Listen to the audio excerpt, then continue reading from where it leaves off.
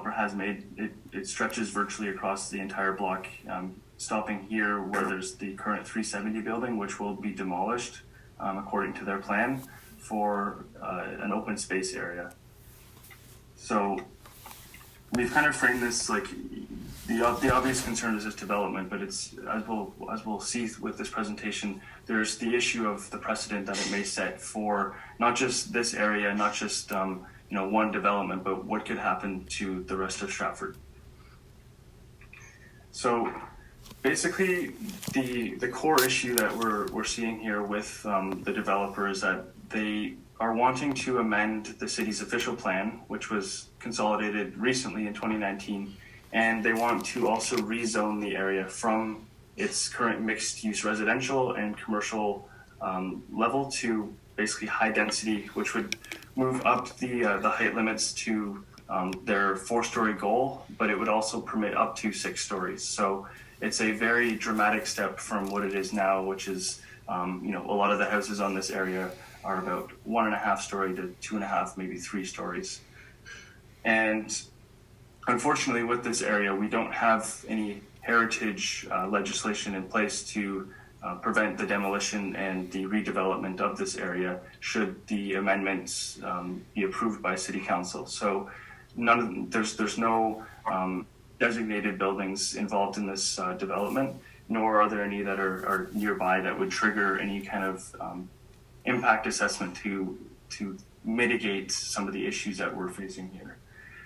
We've also noticed there's a lot of inadequate green space and setbacks, so the development is basically going to be butting up against Ontario Street, especially as there's plans in the next few years to widen Ontario Street. So we're going to be looking not only at a 4-story building, but a 4-story building that is basically right up against Ontario Street.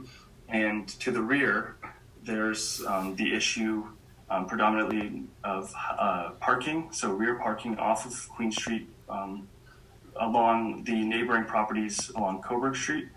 And with that as well, having 4 stories, there's the issue of basically privacy, noise, and everything that comes with having a massive building pretty well in your backyard.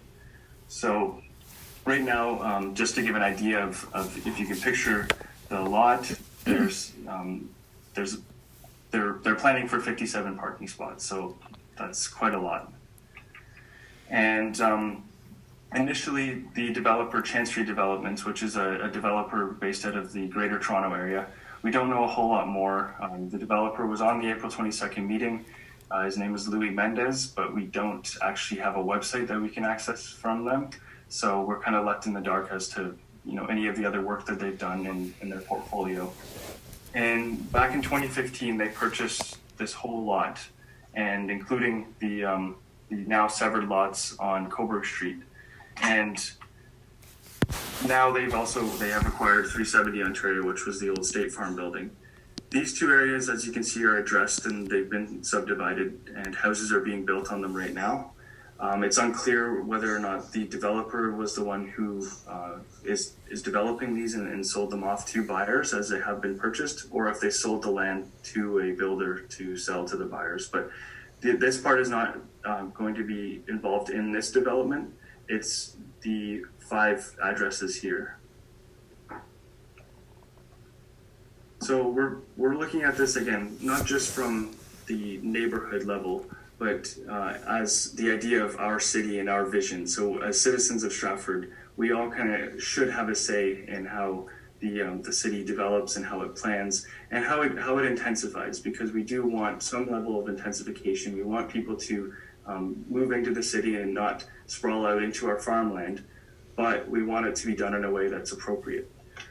So the primary issues that we've outlined here, and we have 3 sort of overarching themes, are the zoning and official plan, the festival access, heritage, and tourism, and City Council, and with this the planning department's conduct and the processes behind that. So starting with zoning and the official plan, this is just a good perspective here. So we have the Festival Theatre and the Normal School, and then we have what is more or less considered, it's not strictly defined in the city's official plan, but a stable neighborhood here. And it's pretty clear, I think, just by the visual itself, with mature trees and the park space nearby.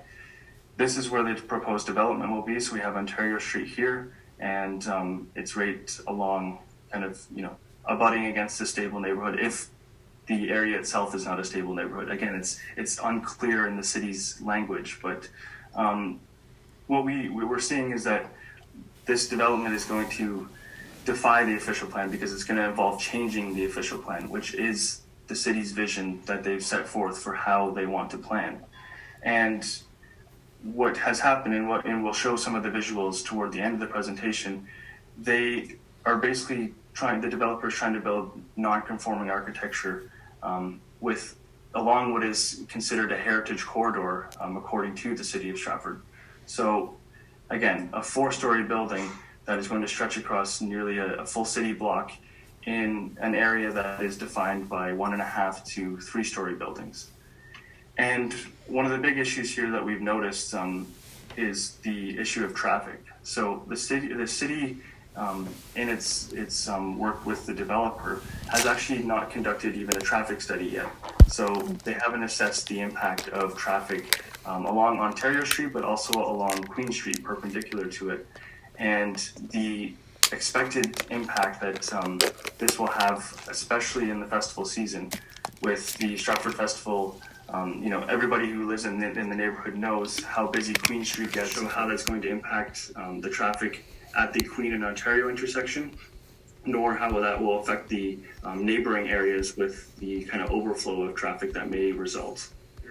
We have issues here with the height itself, the potential for noise, especially for the properties on Coburg Street who have to face this 4-story mast. The absence of green space, which again is an issue that these property owners face, as well as everybody who's really interacting with this building from the street level. And it is essentially a massive change to a stable neighborhood. So you're just plopping down a 4-story building in an area that doesn't have a 4-story building. How intensification is supposed to look in a stable residential area. So it's supposed to be modest and incremental, and the scale of development respects the height, massing, and density, respects the nature of the streetscape, and maximum height shall be 3 stories in a stable residential area. Those proposals that generate a large demand for parking and the extensive conversion of amenity space shall not be permitted.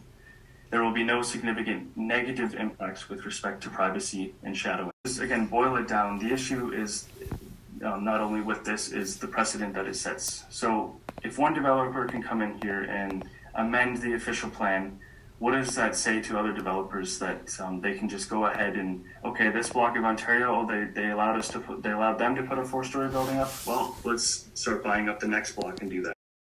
There's and some of you will recognize your names here, some of the comments that have been submitted to the city already. And if anybody would like to read this, we can forward the link to this document. The next big thing is with regards to festival access, heritage, and tourism. So I've already kind of talked a bit about the festival access itself, but I think it's worth kind of going into a bit more detail. So as we all know, tourism remains a significant part of Stratford's economy, and it's been this way since Stratford re-engineered its economy in the 1950s for the Stratford Festival. And so again, we don't have the traffic assessment to know, or to at least understand what the impact will be on the area. And now we're left to speculate that it will have an impact and it will be negative. There's also the question of how this area of Ontario Street, being one of your main streets, being a heritage corridor and a main corridor into your city, how this condo development will affect that. So Queen at Ontario really is the gateway to the festival. It's if you're coming in from Toronto, as we all know, it's the main way to get there. It's the most direct way, and it's the easiest way, being a 2-way street. And with that in mind, it's also, as I've kind of touched on, it's designed to also be the outflow from the festival. And with this, so we have the issue of people trying to enter and exit the actual building from the Queen Street parking during the festival times and during tourist season. What I think is also important to outline here is that with Ontario Street being a main corridor, is this the impression that we want people to see when they come into Stratford? So this was brought to my attention by Laura Denton. I'm not sure if she's in on the meeting today, but she said when you come into Stratford and you get past Romeo Street as you're heading toward the downtown, that's when you start to feel the sense of place, that this is Stratford, this is the heritage town that we've come to visit, that has not only the festival and tourism, but the restaurants and the beautiful old buildings and the stable single detached houses and neighborhoods. And once you get past, the Arden Park Hotel, you start to feel that sense of Stratford. Now, this would be delaying that and jeopardizing it in a sense, because now it's not Romeo Street, it is past Queen Street, it is now Trow Street or even Front Street that you start to feel this idea of Stratford. So rather than kind of trying to expand our vision of Stratford as a heritage area, we're shrinking it here. Without the festival, Stratford's economy would not prosper, and we've definitely figured that out in the past year, how much of an impact it's had, not only on the festival itself, but also on the restaurants and the hotels and accommodators and everybody here who benefits from the tourism that we have. So this is something that I think we have to kind of, this is another focusing area that we have to really keep in mind here. And again, there's some more documents that are available on this main document here that was submitted to the city. City Council planning and processes. So this is part 3 of our overarching issues. So we have an adjusted plan with significant changes that was resubmitted quietly without proper disclosure being made. So the initial and I should I'll take a step back here. The initial pre-consultation that the developer had with the planning department happened in April of 2020.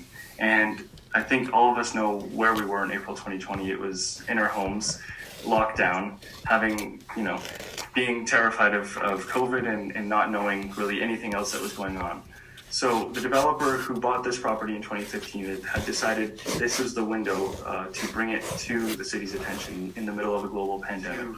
Kind of the more, So that was when the pre-consultation meeting happened. And then the application for amending the official plan and rezoning was submitted in October.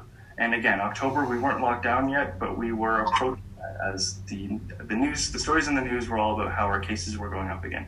So they've kind of taken advantage in this past year to put this thing through, thinking that nobody here is paying attention. And thankfully, we are. So that happened in early January. We had the January 18th meeting where they proposed the initial building, which again we will get to later on. And then we had submitted our comments, which are what you're seeing in these kind of end of the themes here. And they had made their revisions, and there was another meeting on April 22nd. On April 22nd, it was essentially all the people who had submitted comments who were invited, and I think a lot of people were skipped over from the original meeting. So that is what we mean by it was resubmitted quietly. It was only really resubmitted to the people who are considered the interested parties. And of course, more people are actually interested, I think. As we've seen with a certain other development in the city, the communications between the city and its citizens have certainly been strained in the past year, and there's been a question of transparency that has happened. One of the other big issues that has happened is with the actual proposal itself, there is a lack of transparency within its contents.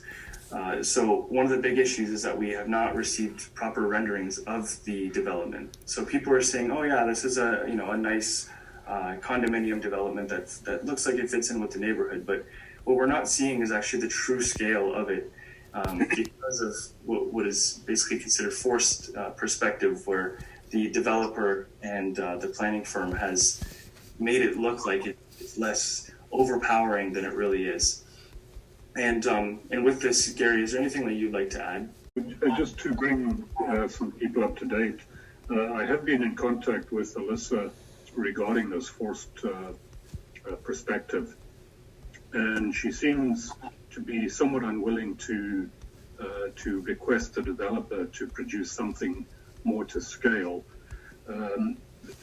Apparently, this is only a requirement at the site planning stage, which, for those who don't know it, the site planning stage would be a stage that takes place after approval has already been given. So effectively what we're being asked to do is to make an uninformed decision regarding this building.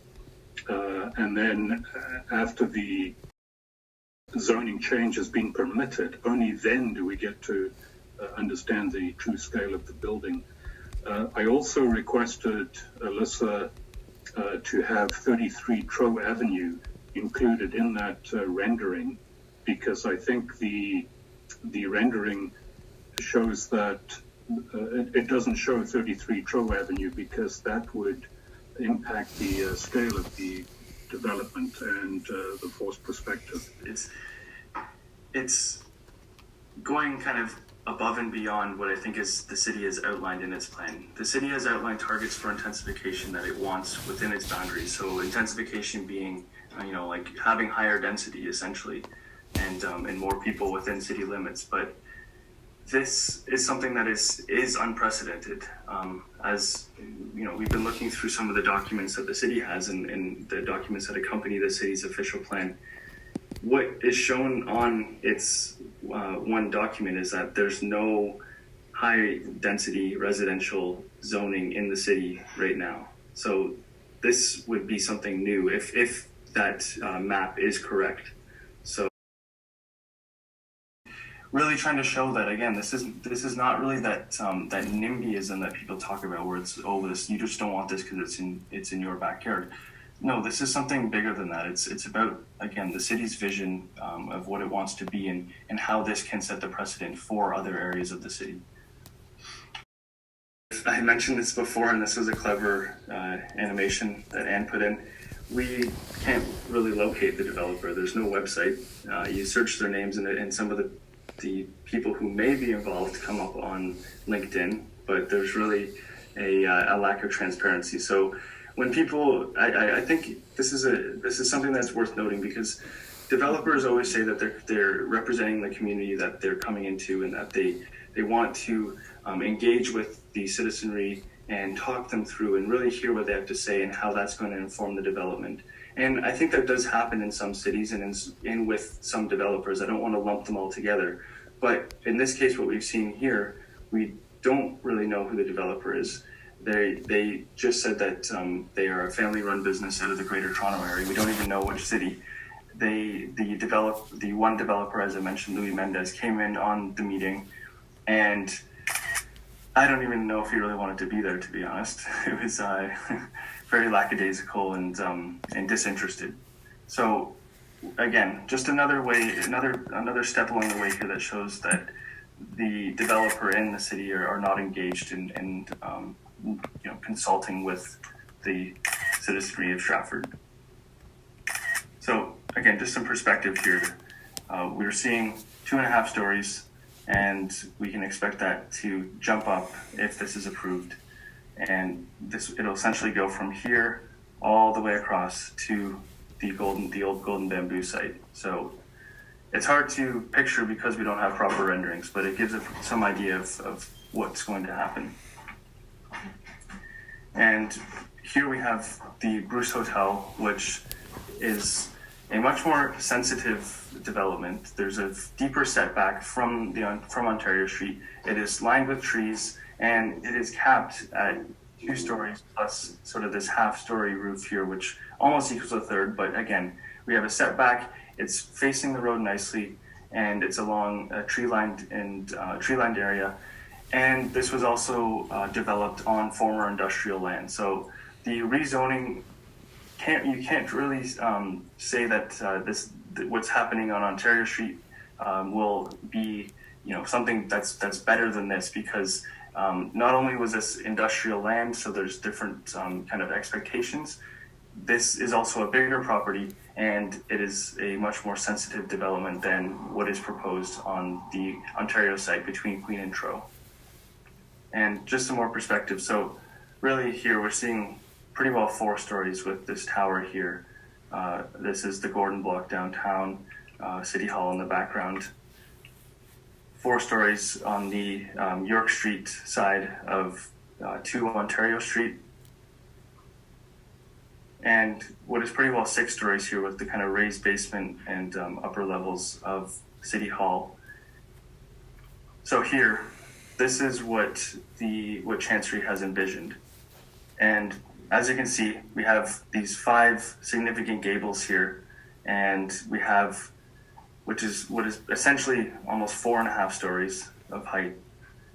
And this is through some kind of simplistic editing that we tried to show how the scale actually looks. Because I think, you can't, this is a smaller image, but with putting, people right here, you don't really get the idea of just how big this will be, but it will be bigger than it looks in this image. And when you're only seeing a side angle like this, and from the other side you're seeing this is facing east, you don't really get the full head-on picture of what it would be like to be standing as these people on the sidewalk or across the road on the south side of Ontario Street. And this is the revisions that they had made earlier. So as we can see, they kind of just deleted this 2-story residential amenity, which was going to be a new build. They were not going to preserve the building that was here. And we still have this continuing mass that reaches almost to the end of the block. As you'll see here, they also removed a few parking spaces for, there's a parallel spot here now and a spot for bicycles. And they've removed some kind of, snow storage and whatnot, and tried to show that they'll put in a bit of greenery here, but, actually it's removed, never mind. I'm looking at the wrong one. So there's less greenery here now. And they don't really have that landscaping that was here before. So this is just the technical numbers of how they revised it. What the R5 zoning that they're looking for would permit is up to 100 units per hectare, which would allow up to 43 units on the space that is there. Their initial proposal is 36 units. They've knocked that down to they've only knocked it down to 34.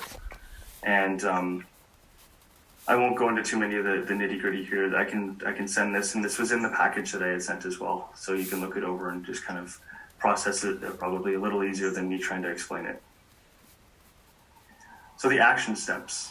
We have a number of steps that we would like to take and like to have you take if you are interested in being involved in this. And I'm hoping after 40 minutes of me babbling that you're still interested.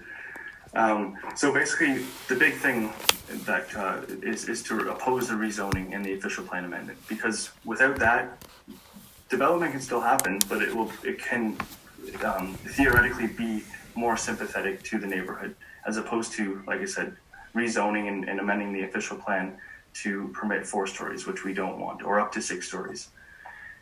With this, we'd like to start a petition, and we'd like this petition, of course, to go to the mayor's office and councillors.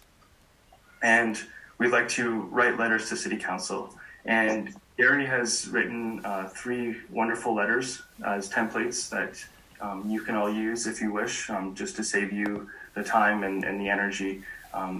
They're pretty much ready to go for you to send in to councillors in the mayor's office, or if you'd like to kind of tweak them or take points from them, that's perfectly acceptable. Send concerns to Alyssa Bridge. She's the planner who is involved in this with the city's planning department.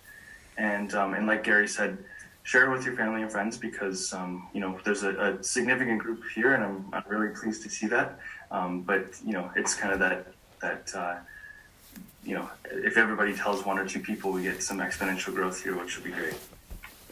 We're sort of learning as we go, so if there's anything that is any errors, we apologize, and we'll seek to address what we've said here. But I had mentioned earlier, thanks to Will Bailey for contributing his photos. They really spruced up the presentation nicely. And thank you, Anne, for your presentation, for putting all this together, and for the late night hours spent with your editing. So I really appreciate it.